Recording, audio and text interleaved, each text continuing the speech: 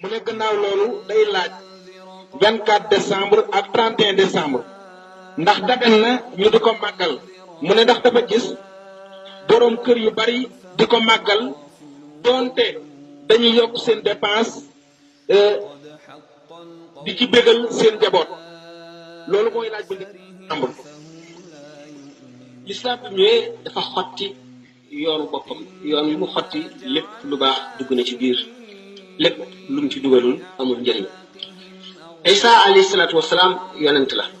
boo xam ne gannaaw Xaalid ibnu Sinaan moo fi mujj yonent bi sallallahu alayhi wa sallam tegu ci. juddu Isa alayhi salaam ba tey ci boppam mu arrixoo ne maanaam historien yi d'accorduñ ci kañ la woon dañoo à peu près rek waaye amuñ ci certitude amuñ ci benn wóorute. ñaareel bi itam yonent bi sallallahu alayhi wa sallam gis na Seydina Omar amee benn page bu bokk ci tawreet mu di ko liir yonent bi sallallahu alayhi wa sallam mer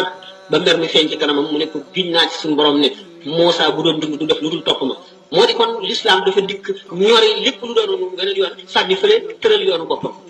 ñi nga xam nag ñu ngi koy def bu fekkee ne dañuy bëggal seen njaboot ñu bañ ko boole ci diine ndax bokkul ci diine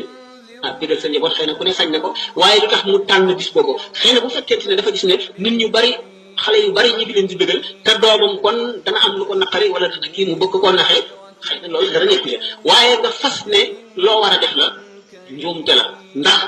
l'islam rëdd ko. am na nag ci diine yi jiitu woon l'islam ay yenn ci jëfin yoo xam ne l'islam saxal na ko waaye itam farata mu di mel naka tey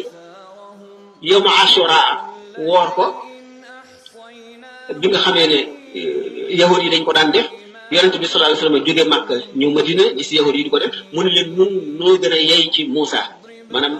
yonent bi sallallahu alayhi wasallam ak jullit ñi ñoo gën a yey ci yahud yi ci Muusa daal di koy digle danañ ko woor di ko woor ci coxeel muy di sopp du farata xam nañu di ko woor lu mel noonu nga xam ne kon yonent bi sallallahu alayhi wasallam ci boppam moo ko wax kon yoonal nañ ko kon lu ñu yoonal la waaye loo xam ne li yonent bi sallallahu alayhi wasallam nekk na fi ba jógee fi yoonalu ko xulafaa arbaa yoonalu ko borom ñeenti ngir ñi yoonaluñ ko bokkul ci lislaam ko defit nañ ko tëral ci leneen dugul ci lislaam waaye bu ko tëral ci lislaam kooku mooy li ma ci mën a tontu ci laaj bu njëkk